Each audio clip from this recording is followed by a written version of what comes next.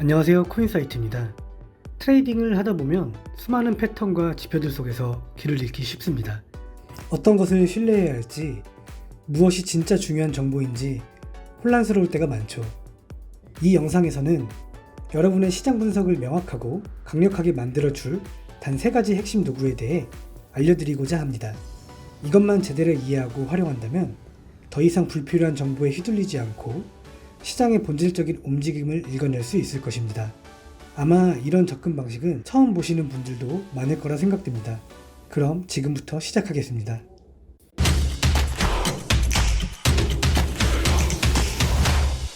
우리가 이미 알고 있듯이 시장의 논리는 의외로 간단합니다. 바로 유동성, 거래량, 그리고 비효율성이라는 3가지 핵심 요소에 기반합니다. 시장의 모든 움직임은 이 3가지 개념으로 설명될 수 있습니다. 이 구조의 정점에는 유동성이 자리 잡고 있습니다. 유동성은 시장을 움직이는 유일한 원동력입니다. 유동성, 즉 매수 또는 매도 주문이 없다면 시장은 절대로 움직일 수 없습니다. 차트 위에 어떤 요소든 유동성을 제공할 수 있지만 중요한 것은 그 양입니다. 얼마나 많은 주문이 특정 가격대에 존재하는지가 관건이죠. 두 번째로 중요한 요소이자 우리의 모든 시장 논리와 전략의 근간이 되는 것은 바로 거래량입니다. 거래량은 시장에 유입되는 유동성의 양, 즉 얼마나 많은 자금이 시장에 들어와 있는지를 직접적으로 보여주는 지표입니다. 그리고 3번째 요소는 비효율성입니다. 이는 거래량이 가격에 영향을 미친 결과로 형성됩니다. 특정 시간 프레임에서 특정 시점의 거래량을 시각적으로 나타낸 것이라고 할 수 있습니다. 이 비효율성이 바로 우리가 차트를 분석하고 해석하는데 사용할 핵심 도구들이 될 것입니다.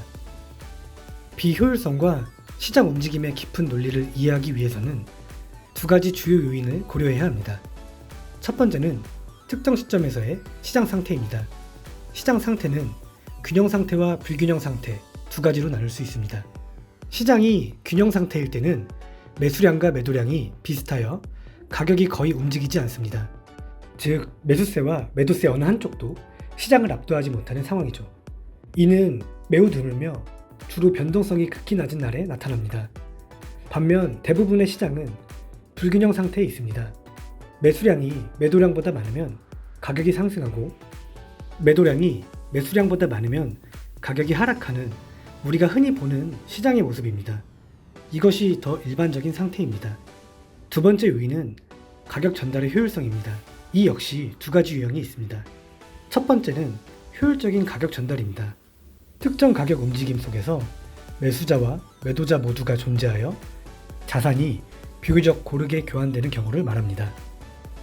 하지만 가격 전달은 본질적으로 매수자 또는 매도자 한쪽이 우세한 불균형 과정임을 기억해야 합니다. 2번째 유형은 비효율적인 가격 전달입니다. 이는 특정 가격대에서 매수자와 매도자 간의 자산 교환이 불균등하게 이루어짐을 의미합니다. 즉, 시장에 미체결되거나 부분적으로만 체결된 주문들이 남아있는 구간이 존재한다는 뜻이며 이것이 바로 비효율적인 가격 형성의 핵심적인 신호입니다. 아마 눈치채셨겠지만 이 비효율적인 가격 전달은 우리가 첫 번째로 다룰 도구인 공정가치갭, 즉 FVG와 매우 유사합니다. FVG는 우리가 사용하는 가장 기본적이면서도 강력한 도구 중 하나입니다. FVG는 기본적으로 3개의 캔들로 형성되는 가격 패턴입니다. 상승 FVG는 첫 번째 캔들의 고점이 세 번째 캔들의 저점을 덮지 못할 때 형성되고, 하락 FVG는 첫 번째 캔들의 저점이 세 번째 캔들의 고점을 덮지 못할 때 형성됩니다. 이 빈 공간이 바로 FVG입니다. 이 도구의 논리는 다음과 같습니다. 가격이 유동성이나 다른 비효율성 영역에 도달했을 때 대량의 유동성이 갑자기 유입되면서 가격이 한 방향으로 강하게 움직입니다. 이 과정에서 매수와 매도 간에 자산 교환이 불균등하게 이루어지면서 FVG가 발생합니다. 차트에 상승 FVG가 형성되었다는 것은 해당 가격 범위에서 매수하려는 힘에 비해 매도하려는 참여자가 부족했다는 의미입니다. 즉, 매수세를 받아줄 매도 물량이 부족하여 매수 주문이 완전히 체결되지 못하고 남게 된 것입니다. 반대로 하락 FVG는 해당 범위에서 매도세를 받아줄 매수 물량이 부족하여 매도 주문이 미체결 상태로 남아있음을 의미합니다. 이것이 바로 가격이 FVG 영역을 다시 테스트했을 때 종종 강한 반응을 보이며 반대 방향으로 움직이는 주된 이유입니다. 미체결된 주문들이 그곳에서 체결되기를 기다리고 있기 때문이죠. 만약 세 캔들의 고점과 저점이 서로 겹쳐 빈 공간이 없다면 FVG가 형성되었다고 할 수 없습니다. 이는 매수자와 매도자 간의 자산 교환이 훨씬 효율적으로 이루어졌음을 의미합니다. 그래서 공정 가치라는 이름이 붙은 것입니다. FVG를 활용할 때 중요한 레벨들이 있습니다. 기본적으로 FVG의 상단 경계와 하단 경계가 중요하며 종종 그 중간인 0.5 레벨도 중요한 지지 저항 구간으로 간주됩니다. 이상적으로는 가격이 0.5 레벨에서 반등하는 경우가 많아 이 레벨을 잠재적인 진입 지점으로 활용할 수도 있습니다. FVG가 테스트될 때 그 유효성을 판단하는 것은 타이밍 등 여러 요인에 따라 복잡할 수 있습니다. 하지만 제 경험상 중요한 기준은 이것입니다. 상승 FVG의 경우 가격이 FVG 하단 경계 아래에서 캔들 몸통으로 마감되지 않아야 합니다. 하락 FVG의 경우 가격이 FVG 상단 경계 위에서 캔들 몸통으로 마감되지 않아야 합니다. 만약 가격이 FVG 영역 안으로 들어왔다가 반대편 경계를 몸통으로 돌파하여 마감하면 이는 반전된 FVG로 간주될 수 있으며 이는 추세가 지속될 가능성을 시사하기도 합니다. 그 외의 움직임은 허용될 수 있지만 항상 전체적인 시장 맥락 속에서 판단해야 합니다. 실제 차트에서 FVG 예시를 몇 가지 살펴보겠습니다. 여기 보시면 가격이 먼저 이전 저점을 깨며 유동성을 확보합니다. 그 후 매우 공격적인 매수세가 유입되면서 두 개의 상승 FVG 영역을 형성했습니다. 가격이 첫 번째 FVG 영역을 테스트했지만 추가 상승을 위한 충분한 힘을 얻지 못했습니다. 이후 두 번째, 더 아래쪽 FVG 영역을 테스트했고 여기서 강력한 반등이 나오며 가격은 원래 상승 추세 방향으로 움직였습니다. 다른 예시입니다. 여기 일봉 차트를 보면 두 개의 하락 FVG 영역이 형성되었습니다. 각 영역은 테스트된 후 새로운 FVG를 만들었고 가격은 결코 이 FVG 영역들 위에서 마감되지 못했습니다. 이는 이 FVG들이 가격을 반대 방향으로 되돌릴 만큼 충분한 저항력을 가지고 있음을 보여줍니다. 두 번째 핵심 도구는 오더블럭입니다. 오더블럭은 특정 가격 범위에서 매우 높은 거래량이 발생했던 구간을 나타내는 가격 행동 요소이며 종종 시장의 큰 선들에 의해 조작적으로 형성되기도 합니다. 여기서 중요한 점은 오더블럭이 단순히 반전 직전의 마지막 캔들이라는 잘못된 통념에서 벗어나야 한다는 것입니다. 여기에는 논리적인 근거가 부족합니다. 오더블럭을 제대로 이해하기 위해선 먼저 지지선과 저항선의 개념을 알아야 합니다. 저항선은 상승 캔들 뒤에 하락 캔들이 나타날 때 첫 캔들의 종가와 두 번째 캔들의 시가 사이의 레벨입니다. 반대로 지지선은 하락 캔들 뒤에 상승 캔들이 나타날 때 첫 캔들의 종가와 두 번째 캔들의 시가 사이의 레벨입니다. 이 레벨들을 기본적으로 매수자와 매도자 간의 힘의 균형이 바뀐 지점을 나타냅니다. 따라서 우리는 이곳에서 대규모 플레이어들이 포지션을 열거나 닫았을 것이라고 추측할 수 있습니다. 오더블록 영역은 어떻게 형성될까요? 상승 오더블록은 앞서 정의한 저항선을 가격이 강하게 돌파하고 그 위에서 마감할 때 형성됩니다.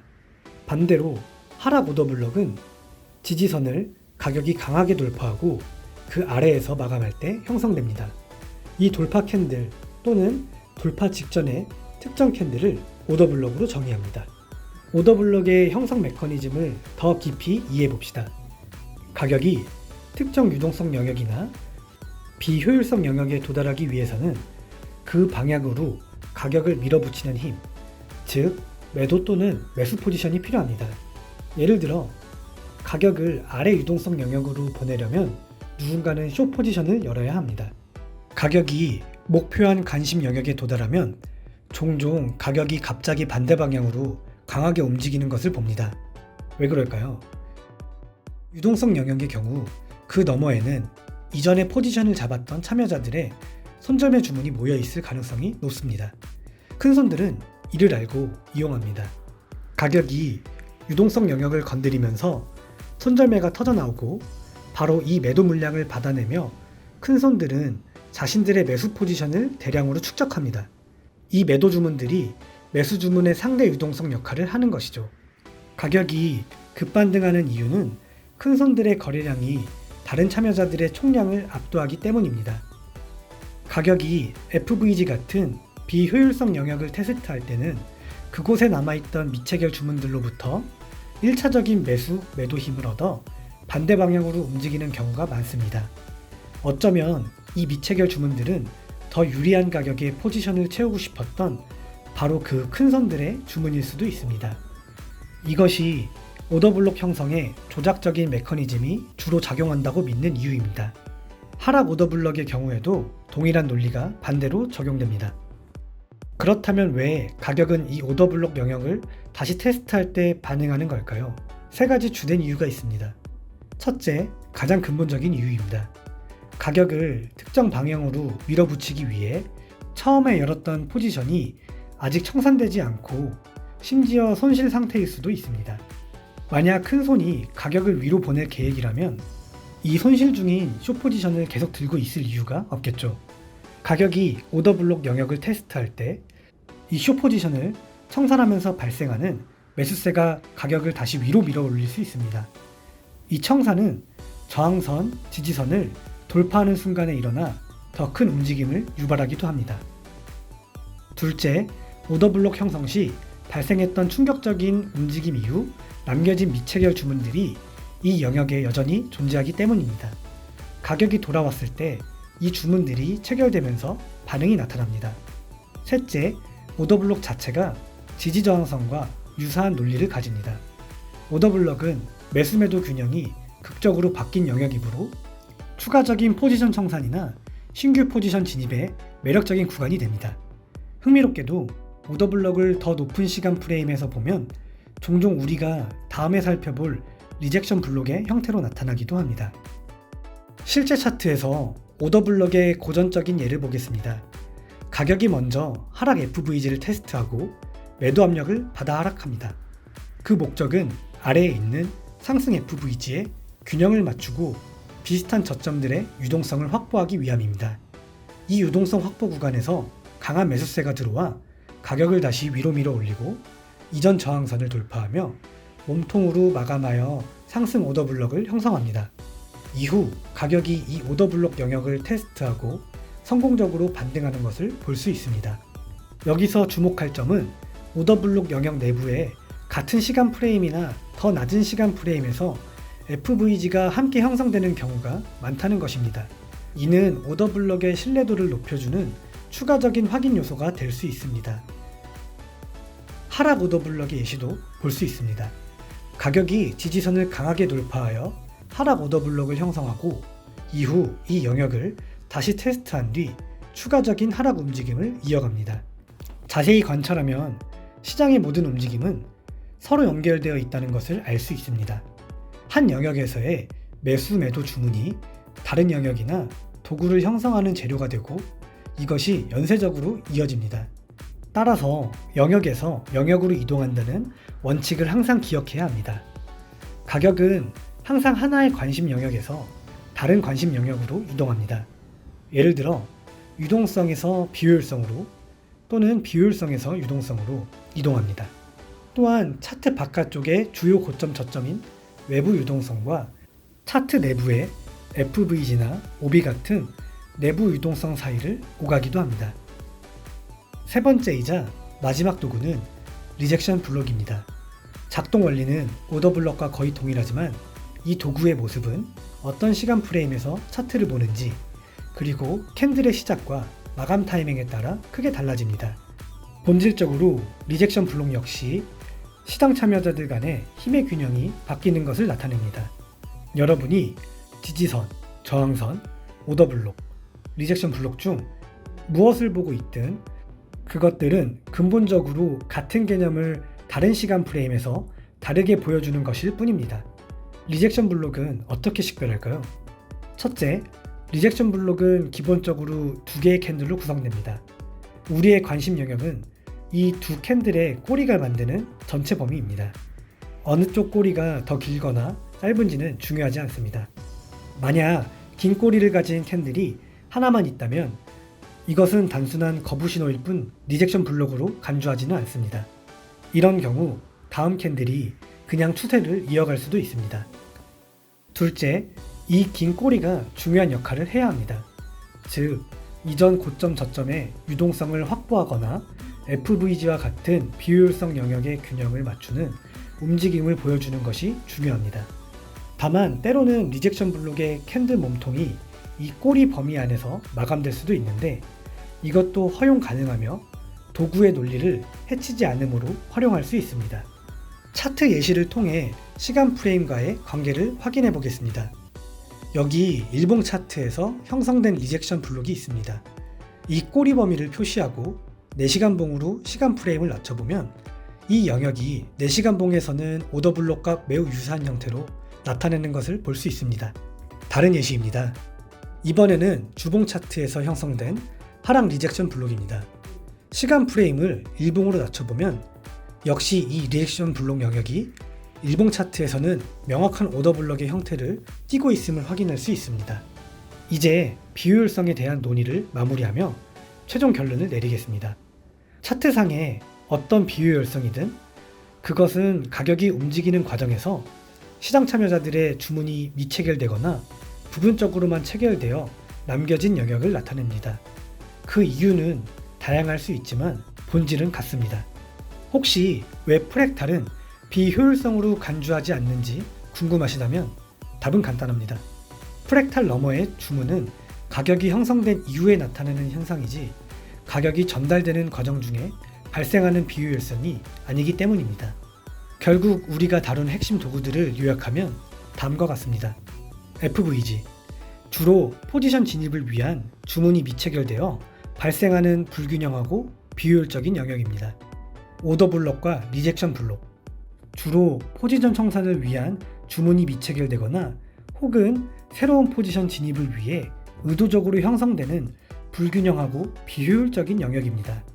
오늘 제시한 관점과 논리가 여러분의 트레이딩에 도움이 되기를 바랍니다. 하지만 가장 중요한 것은 여러분 스스로 차트를 분석하고 연구하며 자신만의 이해를 구축하는 것입니다. 수익성 있는 트레이더가 되기 위해 제 의견에 반드시 동의할 필요는 없습니다. 자신만의 관점을 갖는 것이 무엇보다 중요합니다. 오늘 영상이 유용하셨다면 채널 구독과 좋아요, 알림 설정까지 부탁드립니다. 그럼 다음 영상에서 더 유익한 내용으로 찾아뵙겠습니다. 시청해주셔서 감사합니다. 코인사이트였습니다.